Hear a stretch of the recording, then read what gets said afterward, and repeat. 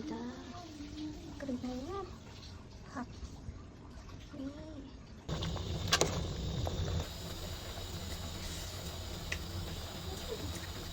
มาจ้าทุกคนมื้อนี้สิมาแกงหัวปีใส่กระดูกหมูห่างหายจากการเฮ็ดคลิปเฮ็ดกับข้าวแต่โดนเลยเนาะเป็นจังใดคิดฮอดกันอยู่บ่เนาะมาเข้าเรื่องเข้าราวเลยจ้าทุกคนมื้อนี้ก็คือได้ปีมา2หัวเนาะในราคา20 บาทจ้าอันนี้คือเป็นการเฮ็ดแกงหัวปีครั้งแรกของข่อยได้ทุกคนปกติตอนอยู่บ้านก็คือมีแต่แม่เฮ็ดให้กินเนาะแบบกับข้าวหั่นนะข่อยเฮ็ดกินบ่เป็นได้ความจริงแล้วหั่นเมนูมื้อนี้ก็คือเบิ่งคลิปจาก TikTok ได้ทุกคนบ่ฮู้ว่าเฮ็ดผิดเฮ็ดถูกหรือบ่เนาะจังใดก็มาเบิ่งนํกันจ้า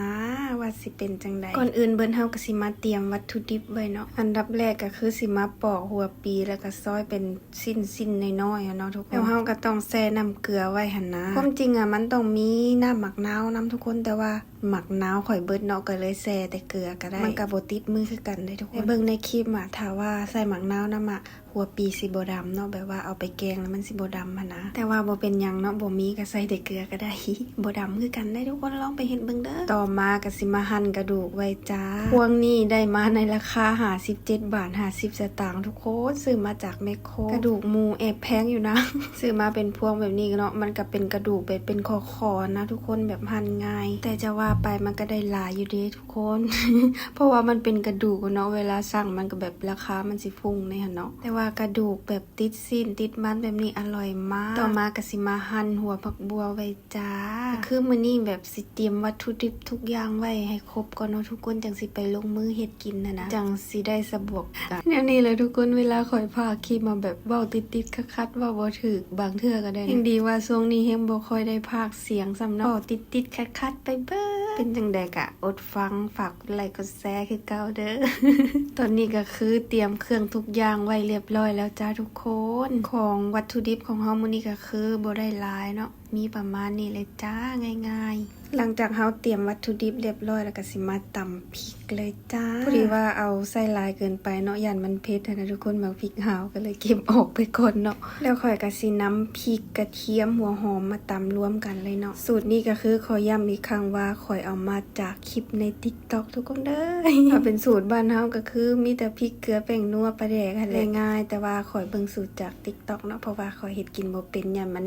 บ่แซ่บมานะก็เลยแบบไปเบิ่งสูตรนำกับเจ้าฮอดขั้นตอนนี้ก็คือขั่วหมูแล้วจ้าขั่วเพราะแบบให้มันฮดจักหน่อย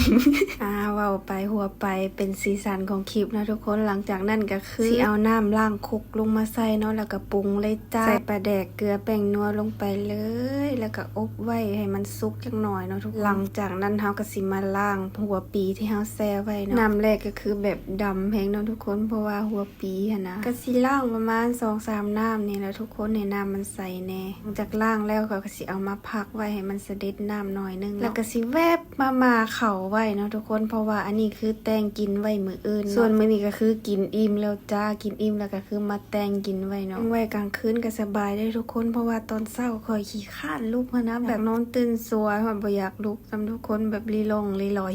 เฮ็ดกินเก่งบ่เก่งแหละขนาดเทพักก็ยังพิษเนาะมีเหียตกพื้นแน่เหียถึงหมอแน่เนาะ นี่ก็คือจบเรียบร้อยแล้วจ้าเป็นจังใดเป็นตากินอยู่บ่ทุกคนมาแกงสุกแล้วค่ะก็สิมาซิมเบิ่งเนาะว่ารสชาติมันสิเป็นจังใดแต่เบิ่งจากสีสันก็คือเป็นตาแซ่บอยู่ได้กำลังร้อนๆเลยจ้าบอกเลยว่าแซ่บเนาะ